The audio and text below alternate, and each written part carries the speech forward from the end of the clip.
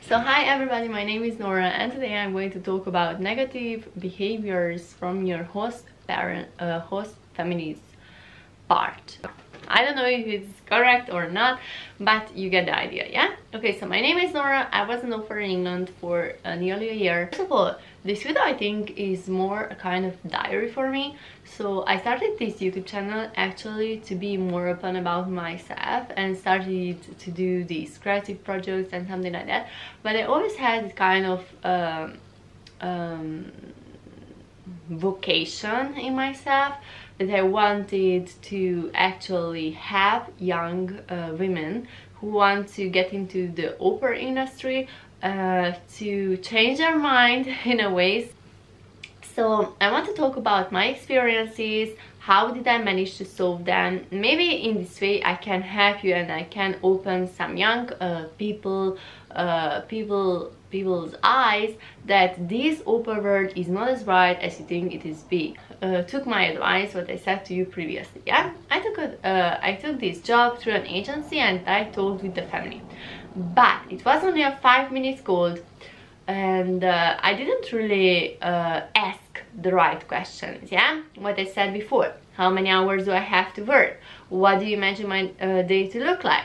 How are the children? How are the children's personality? What do you think about your children? What do you think your children can learn? What do you think I can teach your children? What do you want me to teach your children? So these kind of really important questions, because when you are actually, you know, kind of choosing a family, you are choosing an environment you grew into. So I actually chose this African American family. I didn't really think about you know, the upbringing. The children's upbringing may differ from my upbringing. So why do I say that? I don't know, but in this family, in the first week I also realized that there is this ongoing thing with the mom and the children, because she was a single mom. So this is a big red flag, also a problem. So she was a single mom. I don't say that single moms are not good moms, but this is also a red flag if someone is living alone, that maybe they have problems with the partners and the children are more problematic. So if you got a job from a single mom, you also have to look at this job as a kind of opportunity which will teach you a good lesson, or it will make you actually in some kind of bitter, and you also have to deal with, you know, this child actually having a traumatic experience before you even knew her, yeah? So she is or he is in a kind of way traumatized from her or his parents' relationships. You also have to deal with a kind of bit damaged child, and you have to have more patience and you have to be more persistent with her or him to teach things. So this was a single mother with 2 kids. I got into this job through an agency. At first I realized that these children had a kind of aggressive behavior towards their mom, and their mom always tried to be dominant with the kids in an aggressive way. So there was kind of thing like, if they didn't do something, she will slap them or say to them, harsh, you have to do this. And it was a final point because they wasn't really helping at all, and they didn't really help their mother. So the mother then became really angry and then became physically abusive with them sometimes. So it was something that I was shocked at first, and then I just, you know, got used to it. But this kind of behavior also made the children in a kind of way aggressive towards me. To my shock, was that to my shock? At first, yes. But if you think about that, if someone is really emotionally or in some way physically abusive or more dominant with their children, then the children will also apply this kind of behavior towards you, because they try to be dominant with you, and they try to be better with you, and they try to also make rules for you. Because children see that their parents are making rules for you, then they think, oh, this is really natural, so I will make rules for you as well. Host families, I think, tend to be more like look you in a way like a house keeper or something like that, and in a way you are, but it doesn't mean that you have to do all the chores around the house. Just because you are the au-pair, it doesn't actually mean you have to do all the chores around the house. Being an au-pair doesn't mean that you have to do all the dishes, all the cleaning, all the stuff, even if they say you have to do that, because actually being an au-pair is being someone who is with the children, helping the children, developing the children. So it's actually all about the children. So it has to be all about the children, and it's not right if your host family always asking you to do chores. So if someone is always asking you to do chores around the house, that's a negative behavior from the host parents' side. And if someone is actually being dominant with you and trying to assert a power to things like, for example, the kids also were very naughty, as I said, but one day I think they just smashed the potato on the wood floor, and I said to them, okay, you have to clean this up for yourself. Because I'm not going to, because you did it on purpose. So she did it on purpose actually. And then she said to me, oh, I don't have to clean this because you are my slave. Like, what? And then I said to her mother, and she was actually nice about it one time, and then she said to her, like, she's not our slave, she's here to help us. And then she said, okay, if she's here to help us, then why doesn't she do that? Isn't she here to help us? What?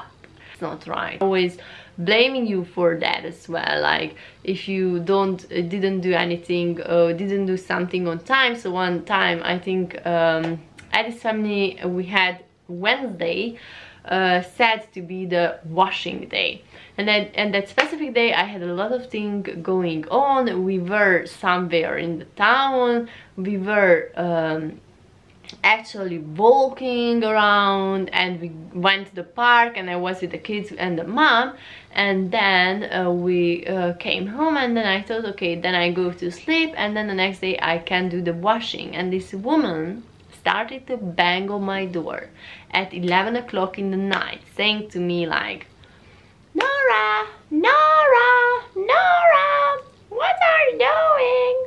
And I just, you know, I thought that, okay, this is a very bad joke. I'm just pretending to be asleep.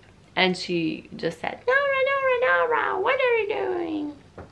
And I was like, there wasn't a knob on my door, so there was nothing on the door, and the door was like, you know, doing this kind of thing. And I just woke up from my so-called sleep, and I said to her, okay, what's the problem?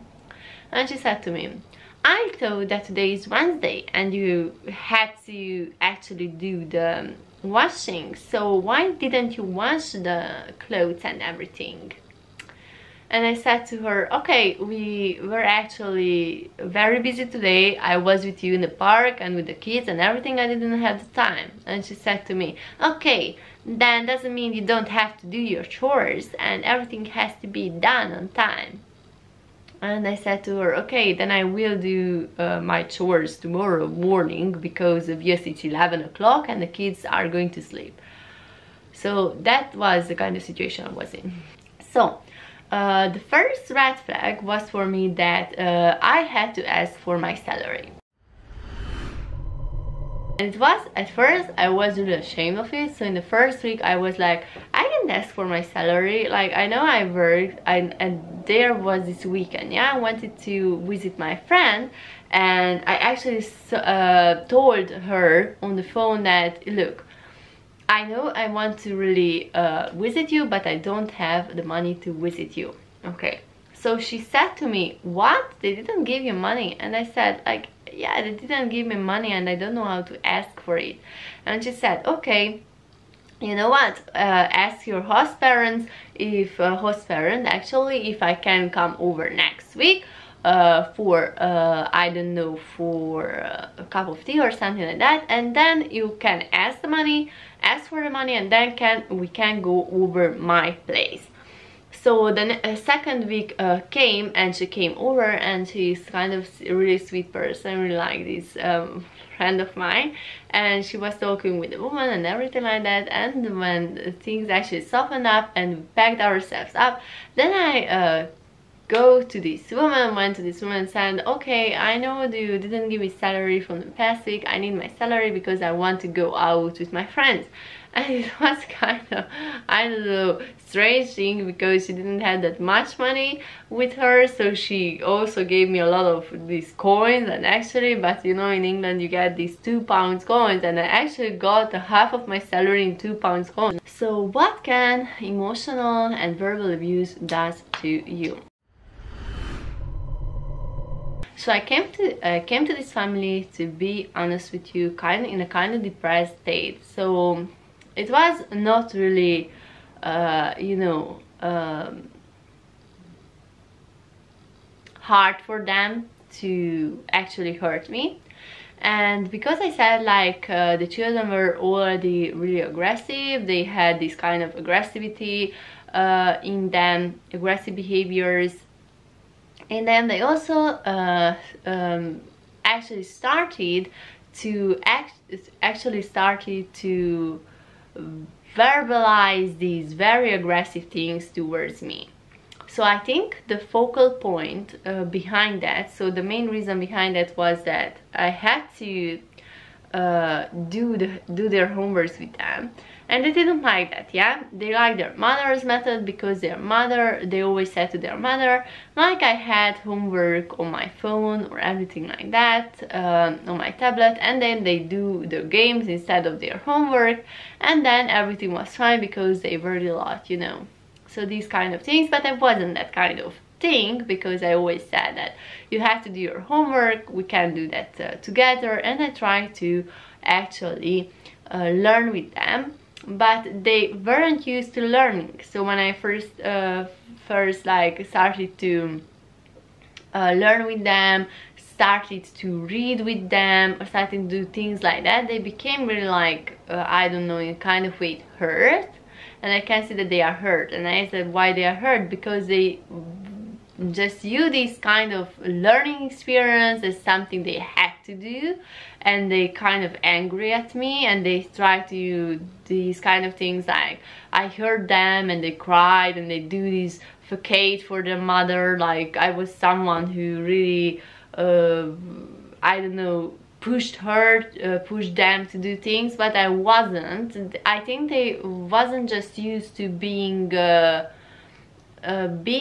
in a cooperative relationship, or being with someone who actually asked them to do things, and when they were asked to do things, and they were asked to actually do an exercise, something like that, they got crazy. So I think that the reason that this was the reason. So first they started to be verbally abusive towards me. So they always say things to me like that every morning when I wake up and I go to the kitchen to do their breakfast. They always said to me something like that, "Way, I hate you, you are so ugly, why don't you go away?" And you know, when you are in the kind of situation where you're stuck, and this kind of person, like, obviously I'm not racist or something like that, African American people, and you are white, yeah. So I kind of looked at myself as I think they kind of looked at me like an intruder or something like that. I think I was with the family like 3 weeks, and after 3 weeks I was so emotionally drained that I had to leave. Emotional abuse came from the side of the mother in little things, like she started to actually I don't know, make up things about cleaning, which really bothered her, and started to verbalize them. So for example, the first day, first day when I arrived, she made me this pre-made meal that she put in the oven. Okay, then I ate, and when I ate I washed the dishes, yeah, because I'm kind of person, this is my first day, I can't be bad, yeah. And when I went to my room and started to pack my things out, she called me back into the kitchen and said to me, okay, this is not a way you leave the tablecloth on the table. And she actually was standing in the dark next to the tablecloth on the table and actually started to demonstrate how can I unfold the tablecloth to be perfect on table. Like, I was like, what do you say this to me? This is my first day, what the But she actually, you know, started to do things like this to me. She also started to say like, tell me like, you don't dust the furniture enough, you have to do with this, you have to do with that, and things like, you don't clean enough, you don't clean the bathroom enough. And I was like, bitch, sorry, give me that fucking thing to clean with, because all of the things were dusty, musty and moldy. Anyways, let's talk about physical abuse. Anyways, I also experienced physical abuse. I don't know, maybe not all au pairs experience physical abuse, but as I also said, the children had this kind of ongoing physical abuse or physical relationship or struggle with their mom, and they, I think, also thought that it's kind of good idea to do that with me. Not a good idea, but I think in one night I had a thing going on, so they played on their recorder and their flute or something like that, and it was horrible. Okay, so I said to them, please put it down, because then I'm going to take it away. Their mom was on the phone, so I grabbed, you know, the flute. I wanted to take it away because I said like 300 times, please take it away, put it down, but they didn't listen to me. And then these children took, I know in the kitchen there were these plastic chairs, kind of plastic chairs in the kitchen, and they grabbed it and they hit me with that plastic chair multiple times in the back or something like that. And I was like, what? And these two children actually grabbed the chairs and hit me with it. I think it's actually, looking back at it, it was horrible. Yeah, I know the children were always kind of way aggressive with me when they don't want to do things. They also do these things when I didn't have the chance to communicate with my family or something like that, and they had this phone.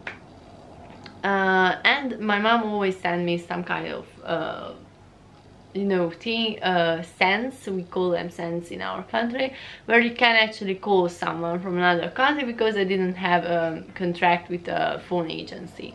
So she always sent me these little cents, so then we can actually talk. But I said to the children that I can't talk with their mom on the phone and I can't call them because I don't have a contract with an agency.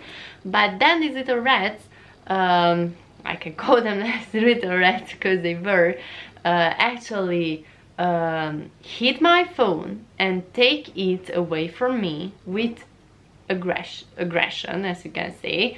So there wasn't a lock on my door. They they take away my phone, hid it, didn't give it back to me, and they somehow figured out my password, and they called their mom on my phone. And I didn't have any opportunity to talk with my parents in any other way. So they took away my cents. I didn't have the chance to call my parents. I didn't have the chance to call anyone without internet. And the internet was something like you have to ask for in this household.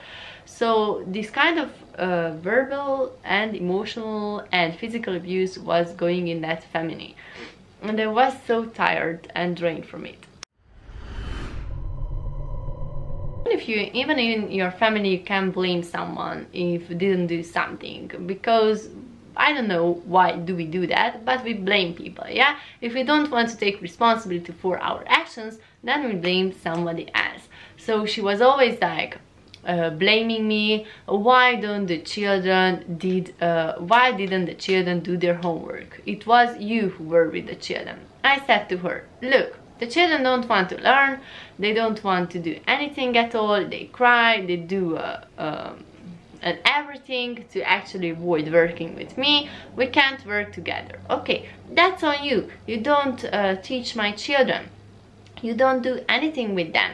And you know, the children were always looking at TV and always doing things like that. When I actually one time sat on the couch to actually watch TV with them, what came in the next day?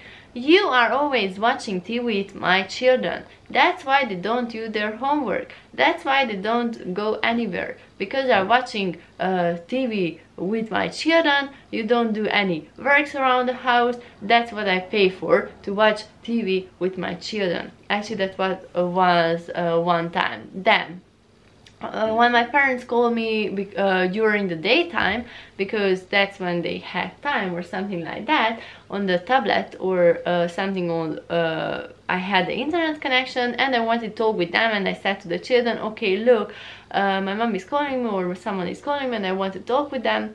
Then this woman also came into my room and said like, why do you talk with your parents on your phone? Why aren't you with my kids? And actually, when I really started to talk with my agency to give up work at this family, then I heard that she's also talking with a woman who came to her house, and she said things like this to this woman, which really made me upset, that I don't work with the children, don't pay attention to them, play on my phone all day, don't do their homeworks with them, and I'm always looking at the internet instead of trying to better her children. And I was so angry at this point, but I couldn't go there and say like, look, you are doing this with your children. Actually, I'm the one who sucks all of this up. Because I was at her house. Where do I go? Under the bridge?